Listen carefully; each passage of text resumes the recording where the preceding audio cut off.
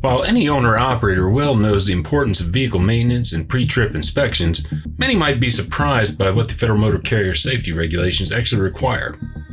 For this trucking law installment, we'll be running through 6 myths to get to the reality of what really matters during a pre- or post-trip inspection, and what exactly law enforcement agents look for when it comes to annual inspections, according to Paul Taylor, managing partner of the Truckers Justice Center, who has represented truck drivers in various matters for more than 25 years. The reality here is more nuanced. A carrier may well require a driver pre-trip inspection report, but it isn't required to do so by law.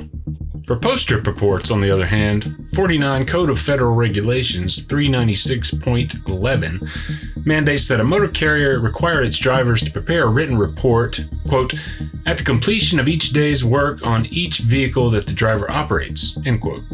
The post-trip report must list defects in parts and accessories identified in the regulation, such as tires and windshield wipers, and the report must be submitted to the carrier when defects are found. If there are no defects, no report is required. The one exception to the post-trip report requirement is in the case of intermodal equipment provided by an intermodal equipment provider. Technically, this is not true. 49 Code Federal Regulations 392.7 simply requires the driver to be quote-unquote satisfied that certain parts and accessories identified in the regulation are in good working order before driving. Similarly, 396.13 requires that a driver be satisfied that any truck he or she operates is safe to drive. The Federal Motor Carrier Safety Administration guidance says a driver may rely on the co-driver's inspection or safety lane inspection for assurance that a truck is safe to operate. This is a whopper of a tale told by truck stop lawyers. 49 CFR 395.8 requires all time recorded on a log to be accurate, simply put. If you log 5 minutes for an inspection that actually took 15 minutes to perform, then you are effectively guilty of log falsification, which can be a felony. Of course, a thorough pre-trip inspection may in fact take 15 minutes, but no particular length of time is required by law. The only requirement, as noted, is that the driver be satisfied that the truck and trailer are in good working order. A Level 1 inspection, which a Vermont DMV enforcement agent is demonstrating in this video, may get drivers out of being inspected again in the near future, but it isn't the same as the required annual inspection. 49 CFR 396.17 requires a carrier to perform, or have performed by another party as the case may be, detailed quote-unquote periodic inspections, addressing parts and accessories named in the regulation.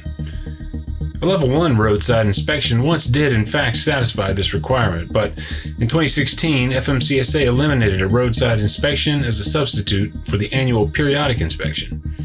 However, the agency does allow inspection by state officials in a relative few states and Canadian provinces that have mandatory inspection programs that satisfy federal requirements to substitute for the annual inspection. This is not exactly true. 49 CFR 396.17 uses the periodic inspection heading, but the regulation itself also references quote-unquote annual inspection. What's required is that the annual inspection be performed at least once during the preceding 12 months, as the regulation states. Thus, a periodic inspection performed in accordance with the regulations on August 1st, 2022 is good until August 31st, 2023, because it was performed within the preceding 12 months. So at the very longest, the annual inspection legally might extend over almost 13 months. This one is not true. In the case of a pre-trip inspection, in a past case involving United Parcel Service, the U.S. Department of Labor has ruled that an employer may in fact impose reasonable inspection methods and reasonable time limitations on the inspection. Find all trucking law installments via a link in the video summary.